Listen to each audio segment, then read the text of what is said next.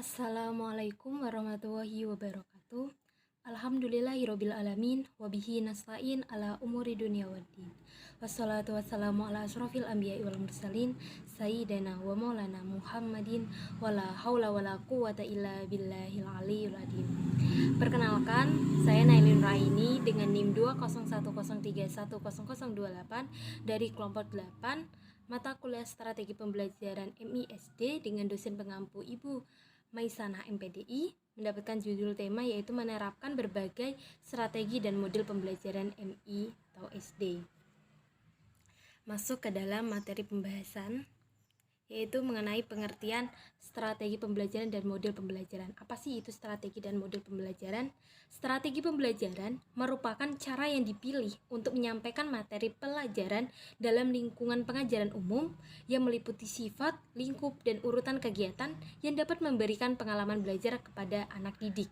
Sedangkan model pembelajaran adalah proses pembelajaran yang dirancang sedemikian rupa agar peserta didik secara aktif melalui tahapan-tahapan mengamati atau untuk mengidentifikasi atau menemukan masalah, merumuskan masalah, mengajukan atau merumuskan hipotesis, mengumpulkan data dengan berbagai teknik, menganalisis data, menarik kesimpulan, dan mengomunikasikan konsep, hukum, atau prinsip yang ditemukan. Selanjutnya yaitu macam-macam penerapan strategi pembelajaran MI atau SD. Macam-macam penerapan strategi pembelajaran MI itu banyak. Yang pertama ada strategi pembelajaran berdasarkan proses pengolahan pesan. Dilihat dari aspek proses pengolahan pesan, strategi pembelajaran dapat dikelompokkan ke dalam dua jenis, yaitu strategi pembelajaran deduktif dan strategi pembelajaran induktif. Strategi pembelajaran deduktif dan strategi pembelajaran induktif ini pesan atau materi pelajaran diolah melalui dari yang umum, generalisasi atau rumusan konsep atau rumusan aturan dilanjutkan ke hal yang khusus, yaitu penjelasan bagian-bagian atau ciri-ciri dengan menggunakan berbagai ilustrasi atau contoh. Contoh penerapannya yaitu pembelajaran deduktif ini misalnya dalam pembahasan tentang kenampakan alam. Pembelajaran dimulai dengan rumusan konsep kenampakan alam, kemudian guru meminta siswa menyebutkan jenis-jenis kenampakan alam seperti gunung, dataran tinggi, dataran rendah, pantai, pegunungan, dan lain-lain. Setelah itu, siswa diminta untuk memberikan contoh jenis kenampakan alam tersebut. Dalam kesempatan ini, guru menggunakan peta atau gambaran pemandangan yang menggambarkan kenampakan alam. Strategi pembelajaran deduktif ini tetap digunakan apabila konsep yang akan dibahas merupakan konsep baru bagi siswa atau waktu yang tersedia untuk membahas suatu konsep relatif terbatas.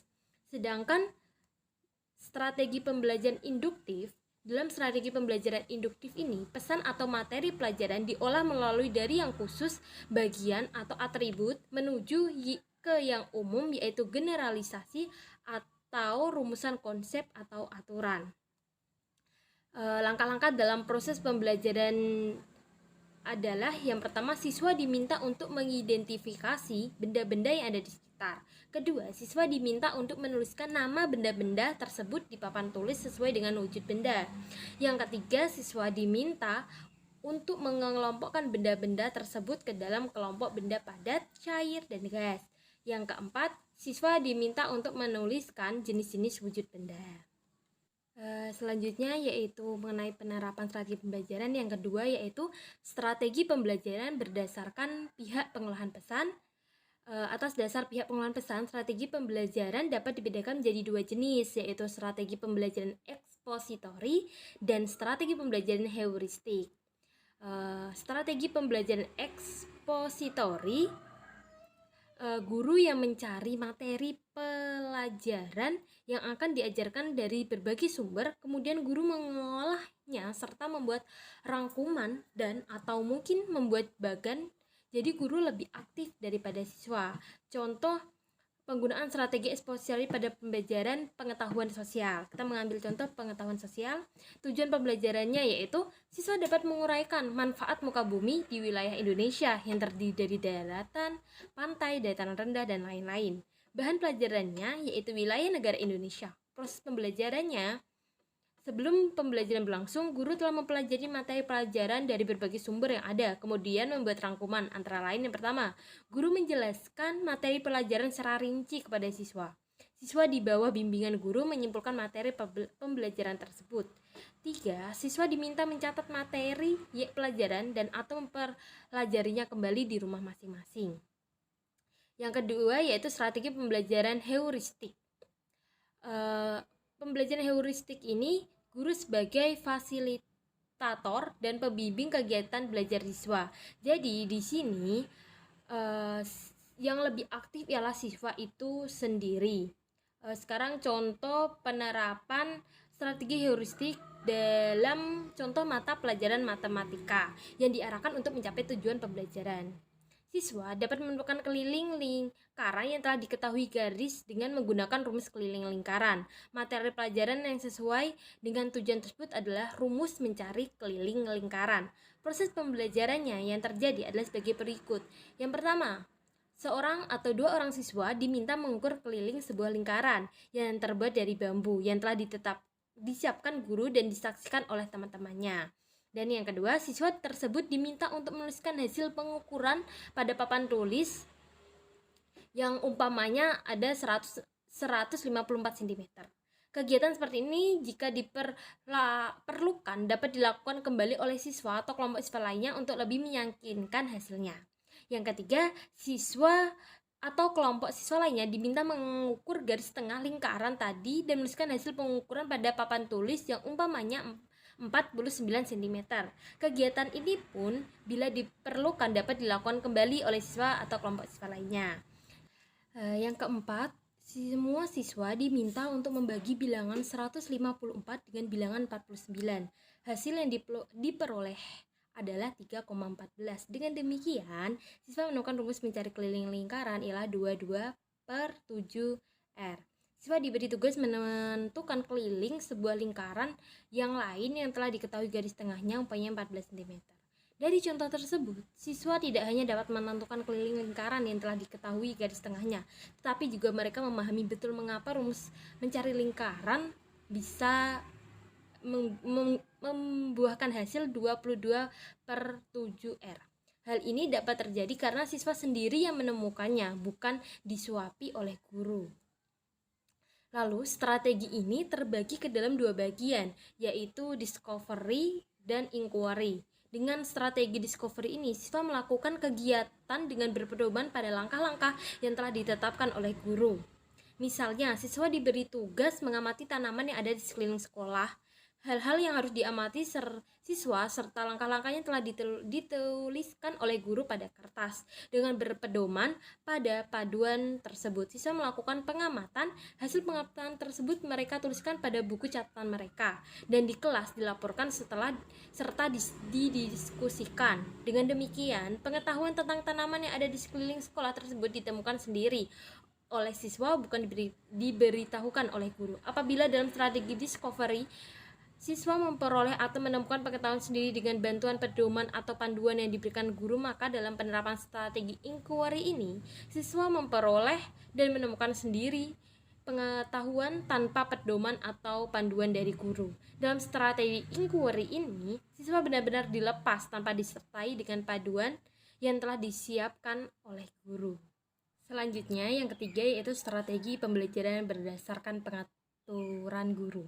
Dilihat dari sisi pengaturan guru, dikenal dua jenis strategi pembelajaran, yaitu strategi pembelajaran seorang guru dan bergu. Strategi pembelajaran seorang guru sudah biasa dilakukan, yaitu seorang guru mengajar sejumlah siswa. Sementara itu, yang dimaksud strategi pembelajaran bergu adalah pembelajaran yang dilaksanakan oleh 2 orang atau lebih guru untuk sejumlah siswa. Hal ini dapat terjadi apabila 2 orang atau lebih guru mengajarkan satu mata pelajaran atau mengajarkan salah satu tema yang pembahasannya menyangkut berbagai mata pelajaran. Pembelajaran bergu yang jarang dilaksanakan di SD karena guru di SD merupakan guru yang mengajarkan semua mata pelajaran di kelas, kecuali mata pelajaran olahraga dan kesehatan, pendidikan agama, dan kesenian. Contoh-contoh berikut. Yang pertama, Beberapa orang guru mengajarkan satu mata pelajaran, yaitu mata pelajaran Bahasa Indonesia. Beberapa orang guru mengajar sesuai dengan pembagian tugas yang telah disepakati. Ada guru yang bertugas mengajarkan membaca, menulis, dan mengarang. Ada guru yang mengajarkan tata bahasa dan kosakata. Ada guru yang mengajarkan kesusastraan.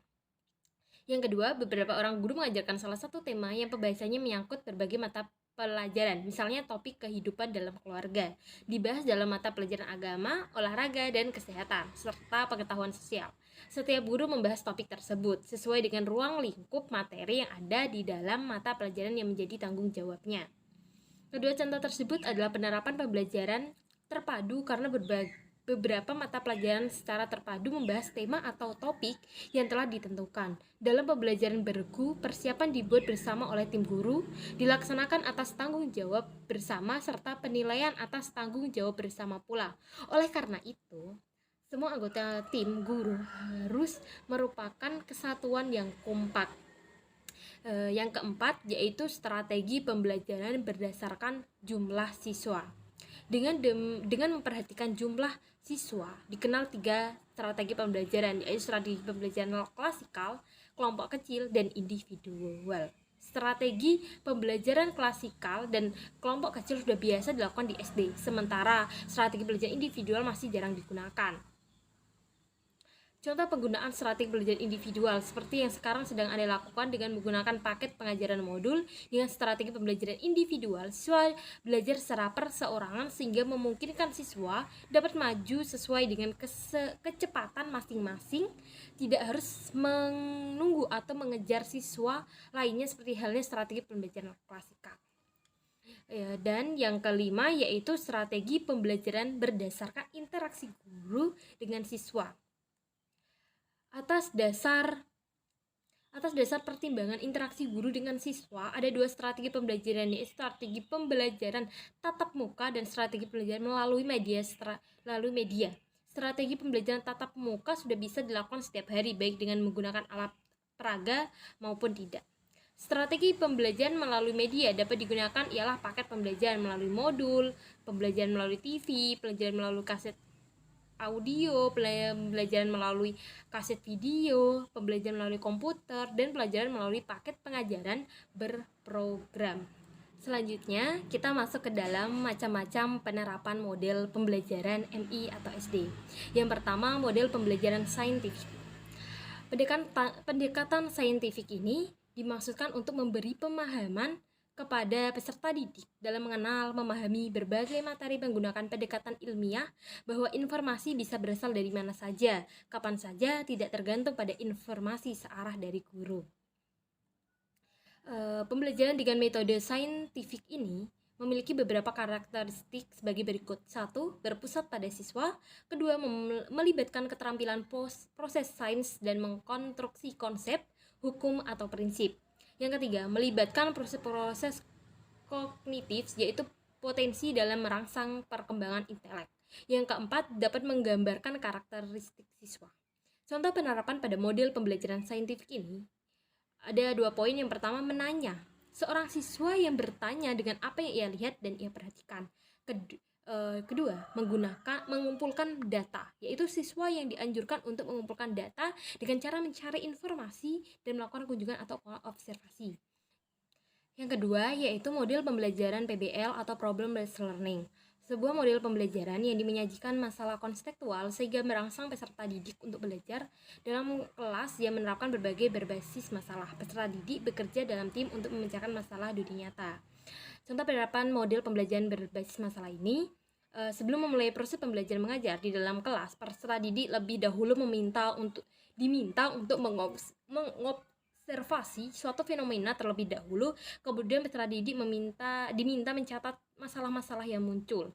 Setelah itu, tugas guru adalah merangsang peserta didik untuk berpikir kritis dalam memecahkan masalah yang ada. Tugas guru adalah mengarahkan peserta didik untuk bertanya, membuktikan asumsinya, dan menegarkan pendapat yang berbeda dari mereka. Yang ketiga yaitu model pembelajaran Discover Learning. Model Discover Learning ini adalah didefinisikan sebagai proses pembelajaran yang terjadi bila pelajar tidak disajikan dengan pelajaran dalam bentuk finalnya, tetapi diharapkan mengorganisasi sendiri. Contoh penerapan model pembelajaran discover learning ini yaitu memahami teks hasil observasi dan mencermati apa yang ia temukan, eksposisi deskriptif bagi cerpen, tulisan maupun lisan. Dalam mengaplikasikan model pembelajaran discover learning ini, guru berperan sebagai pembimbing dan memberikan kesempatan kepada siswa untuk belajar secara aktif, sebagaimana pendapat guru harus dapat membimbing dan mengarahkan kegiatan belajar siswa sesuai dengan tujuan. Kondisi seperti ini ingin merubah kegiatan belajar mengajar yang teacher oriented menjadi student oriented. Terima kasih, itulah tadi penjelasan dari saya mengenai menerapkan berbagai strategi dan model pembelajaran MISD. Semoga bermanfaat bagi kita semua. Maaf apabila dalam penyampaian ada tutur kata yang salah. Saya mohon ampun. Wabillahi taufik wal hidayah. Wassalamualaikum warahmatullahi wabarakatuh.